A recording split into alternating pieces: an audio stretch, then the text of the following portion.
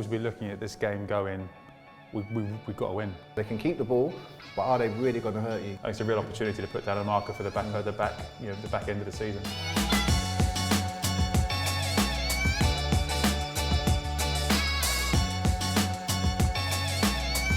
Welcome to the pre-match Pint of London Pride. We're not down at the Fuller's Brewery in Chiswick Lane, but don't let that stop you lot from going down. Bees fans, get your 10% off. I've not done one of these for a while, but I've come out for a little swig with my friend Rhys Weston and the ambassador Marcus Gale. Cheers both. Cheers. Cheers, gents. I'm going to cheers to the Lionesses at the G-Tech last night. Really proud moment, I think, for the club to be hosting an England fixture, and also a big shout out to a lot of staff that put a lot of work into that, working their bank holidays. I know people at home are going to be going Roy Keane here, but that's their job. But it is their job, but they're brilliant at it, and they put in a lot of hard work. And people will think it's easy to do that, but it's very different to a Brentford event. So well done to everyone involved, and also it was a brilliant night. Fans getting involved. Yeah, really enjoyed it. Well said, Stu. Sometimes I can be nice. That was the nice stuff. Brentford, getting on to us now. Always say tricky run of fixtures we've had, Rhys. Yeah, I think tricky is a fair assessment, but also we were saying off air, like it's a mark of how far we've come as a club, isn't it? When you're looking at, Brighton away, United away, Newcastle home, and you're disappointed not getting results. Obviously the Brighton game, brilliant for the neutral. I think we would probably be disappointed to concede in the manner we did so late on. But going away to United, losing narrowly, and then losing narrowly at home to a Newcastle team that are on absolute fire. Yeah, there's no disgrace in that whatsoever, and I think we performed well in all three of those games. So, I think it's been tricky, but like I said, the performances have still been top, and again, it just highlights how far we've come as a club. And Marcus, we sometimes talk about individuals, and for me in these last few games, there's been one man that's kind of been a little shining light for me, and Kevin Schade. What have you made of him in the last few matches? I've been very impressed with him. He's come into the side, very young. And it's always difficult, I would say, to come in to a new club in January where you have to try and hit the ground running. But I think he's eased his way into there. Looks like a great sort of release for us as a team going forward. So much pace. He makes defenders get on that back foot because they all know he's got that electric pace. So for me, I would love him to just contribute to a goal for his own sort of confidence, because I think once he gets that first goal, his confidence will go sky high, and to win the penalty how he did was brilliant. You saw the sort of electric pace that he does have, the fear of the defenders when he's entering that box, and he's such a good sort of acquisition for us right now. It's that one-track mindset, isn't it? He gets it, and he's got one thing. He's just going. He's direct, isn't he?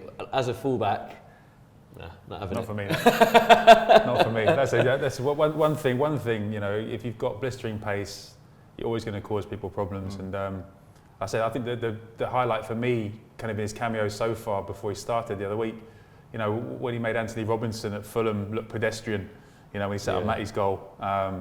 It's just been little flashes of brilliance. He's been capped for Germany as well at such a young age, and that's classic. The Germans bring their players through so young. So again, I think Kev's one for the future, definitely. But he's good. He's shown so much promise in such a short space of time. It seems to have gelled with the group really quickly as well, which is great. So a lot more to come from him, I'm sure. Marcus, you mentioned there like slowly bringing him in. I looked on Twitter and there was a lot of weirdly Man United fans going, "Why are they not starting this guy every week?" Is there that temptation to do so? But do you have to, like we said, a player coming to a new league, ease them in? Dare I say it, a bit like a big money signing at Chelsea as well. Mudryk, is there the temptation to just throw him straight in? But also at the same time, how could you when you had Ivan and Brian who have had such an unbelievable season as a partnership? It's a tough pairing to break into as well, but I think there's a danger of you can break a player as well. So I think we're making the right choice in just easing him in, just gradually, getting him used to this level, because the Premier League is a ferocious league, as we all know.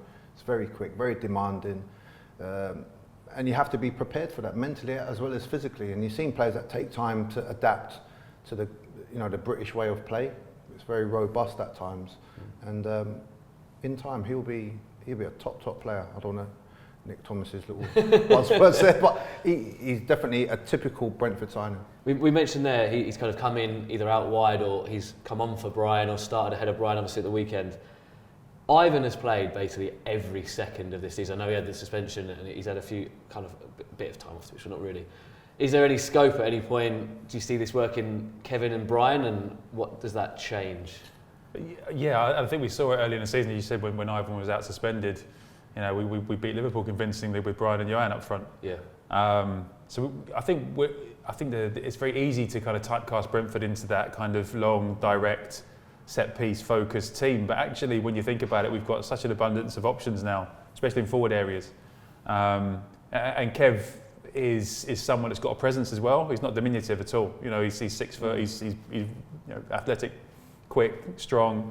So yeah, offers something very different to Ivan. But yeah, I think there's certainly combinations that we could look at, and I'm sure Thomas is thinking about it in his in the way Thomas can. How can he tinker with things to make things a little bit more interesting?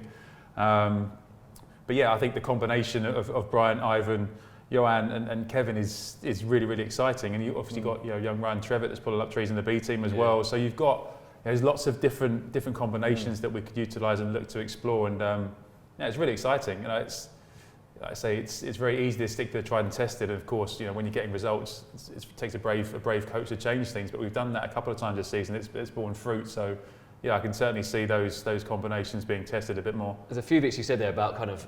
I think this has also been levelled at us more recently about. I'm seeing a lot of teams go, oh, they're ugly. This Stoke Mark II, like modern day Stoke stuff, has been kind of thrown at us a little bit. We spoke about those combinations, and by the way, I think to say that. No disrespect to that Stoke team, actually, I find them really entertaining, and I love how football's different. But technically, like you say, that the front four or whoever in that combination is so good. We sometimes go with a 3, we sometimes go to a 2. Rhys, have you got a preference? Because I have liked that kind of big man, little man combination with Ivan and Brian, but with a 3, I think they're so dangerous as well. Yeah. My personal preference, and it's marginal, is the 3. I think the balance of the team is a little bit better from how I see it, but like I said, we're equally as adept at playing with a 2 as well. And I think whatever style of play teams adopt, I think Brentford are efficient. We can keep possession if we need to, but more often than not, we're happy to concede possession because teams don't hurt us. We're so defensively solid, so well organised. You've got arguably one of the best defensive midfield players in the league, in Christian Norgard, that stops balls getting in between the lines. You've got pace up front. You've got a target man and a goal scorer in Ivan. It's playing to your strengths isn't being one-dimensional. It's clever, and I think that's if people watch Brentford regularly, they'll understand we're far more than just a direct set-piece focused team. There's so much talent in this squad. I think the first half, Newcastle showed that. There were some lovely passages of play. Looking on then, Marcus, Wolves away this week. It's a tricky one with Wolves, isn't it? I look at their squads and I think they've got some unbelievably technical, so good technically, some of their players. And they've got the strengths at centre-half, Dawson and Kilman, kind of a bit more solid. But obviously Kilman got his futsal background, so he can play a bit, we know that. What have you made of them? And I think with Lopetegui coming in, have you seen signs of improvement, and where have you seen those signs? Well, the shape's changed from their traditional sort of 3-4-3. And they've gone into a flat 4 now. Yeah. Whether that changes their dynamics, but they keep the ball really well. Kilman is probably their top passer in their side, with nearly, I think, 1,800 passes so far. That's research, isn't it? I've had a look. I'm doing commentary on that. He's got his blazer on today. Yeah, school teacher time. So yeah, they can build up play, but parts of their sort of fragility is defending set plays, and that's one of our strengths. So I can see us trying to dominate that sort of area and capitalise on that with the people that we have in our side.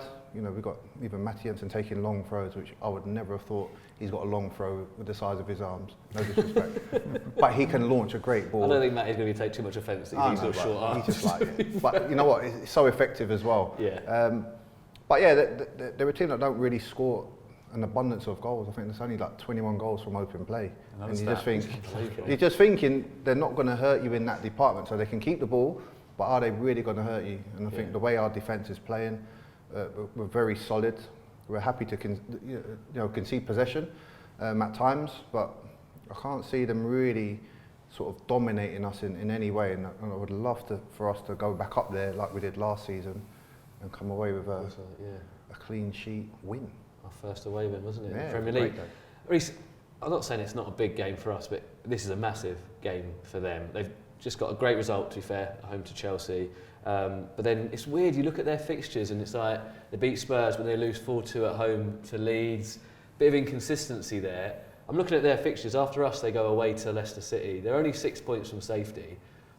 Does that inspire a team to come out, or is there going to be a few nerves around Molineux? If, say, we get an early goal, how does that play out when your players on the pitch? Yeah, I think, again, with a huge amount of respect, Wolves will be looking at this game going, we've got to win. And that does one of two things, isn't it? Either galvanises the team or makes the team feel significant pressure. And I think you've touched on it about inconsistencies of results and performances, and that's what Lopetegui will be looking at going, it baffles managers, you know what I mean? As you say, they go out and put in performances like they have done against the bigger teams and then ship 4 at home to Leeds. It's like, what on earth are you doing? And again, for us, I think that plays into our hands. We've given ourselves an unbelievable platform this season with performances to date. Points on the board, chasing down, top 6, top 7, top 8 finish. So I think for us, it's more, how high can we finish? To use one of Thomas's analogies. How high can we finish and how far can we go? So I think the guys are going to this game with no fear whatsoever. Obviously, Pontus looks like he won't be available. So again, be interesting to see how we shape up. But I think it's definitely a game that we'll be looking at equally as Wolves will be, as going, this is the game we can win. And I think it really showed, it was a mark of our arrival in the Premier League last year, wasn't it? It was such a good performance away at Wolves, 2-0, comfortable, tactical masterclass from Thomas and the boys. So I think, going into this game, especially off the back of our own tricky run of results, I think it's a real opportunity to put down a marker for the back end of the season. What would you do? Would you go 4? Would you go 3 still? And we saw Zanka obviously came in, but then Vita came on at left centre half. We've seen him play that role as well now. He's fit. What are you doing? 2, 3, who? Me, Pinnock, Zanka? Definitely not you. No, definitely not me. A bit short for a centre half. Marcus is maybe doing a 3. Yeah? Who? For this game. Back 3. Yeah, who? Me who? Well, who's in the 3? Zanka. Right, okay. Pinnock. And me. And your mate, Ben Mee. Ben Mee. Yeah. Rhys? Yeah, I mean, I can see us going to a 4, but Fight. Have a fight. yeah, no, I just again, I'm not in a tactical meeting, so I'm just hypothesising. Yeah. But I think, given how we've played and how well we've done with a 4 at points during the course of the season, and given the selection or the players that are available for selection, I can see us potentially reverting to a 4. But equally, we've got the players that can come in and do either. So sitting firmly on the fence there, 3 or 4 probably, Stu. Okay, excellent. I'm going to sit on the fence. I'm not going to. No one cares what I think anyway. They used to do it at the X-Pros. Jamie, I'm sorry, you want me to finish, but we've got to talk about USA. Rhys, you've been heavily involved with the prep. I mean, Marcus going. He's probably going, isn't he? The ambassador's got to clear his schedule. My schedule's all sorted. There's some negotiations that need to take place. New York! I'm ready. We're not going to New York, mate. Okay. No, so yeah, it's exciting though, isn't it? Really exciting. And again, talking about milestones and showing how far the club have come. The opportunity to go across the Atlantic to the east coast of America, I think is a huge opportunity for the club for a number of reasons. I know it may be divide opinion amongst the fan base in terms of how that affects preparation and accessibility to the games, but in terms of showcasing what we as a club are all about and kind of having the platform to deliver our message across the pond is an unbelievable opportunity for everybody, I think. And you have been heavily involved, and I want to make this point as well, because a lot of people will see it and go, look, it's obviously a fantastic opportunity to spread the word of Brentford and the brand. This is football first, though, isn't it still? 100%. And I can assure you, if there was any doubt in Thomas's mind that this was going to be detrimental to the preparation, we wouldn't have gone. There's been an awful lot of conversations and planning and diligence around this opportunity. And again, I think experientially it'll be amazing for everyone involved, but also from a performance perspective, the boys will have an unbelievably good pre-season. I mean, the stadiums in question are world class. The Mercedes-Benz Stadium in Atlanta is one of the best places I've ever seen in my life. And that's, again, especially in the build-up to the World Cup in 2026, having the opportunity to be there and experience it. And again, I just think it shows what we're all about to a broader audience. And again, it's part of our strategy, right? We want to bring the message of Brentford to the world, and what better chance there is now to go to North America and do that in the summer. It's amazing to see the brilliant fan clubs as well out in America. It's great. So yeah, really exciting. And just please, if you can, just see if I can get out there. And I'll be taking I'll hold. pay for every. I'll be all my taking stuff, hold luggage, right? mate. So I'll probably think that. Cheers, mate. Well, I'm going to leave it there before we have a scrap. Right, before we go though, I actually want to say a massive shout out to Carly's women's team. 2 big games coming up as they push for promotion. Dorking, of course, dropped points at the weekend, so it's back on, and they actually play Dorking a week on Saturday. So get down and support the girls at Bedfont if you can. Cheers, guys. Really enjoyed that. Short but sweet. Thank you. Jamie's fault. cheers. Cheers. Cheers, You Jamie. Reds. 3, 2, 1.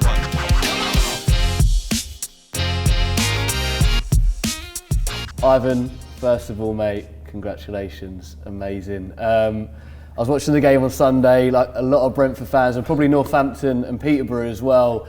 And when I see you coming on, I've just gone absolute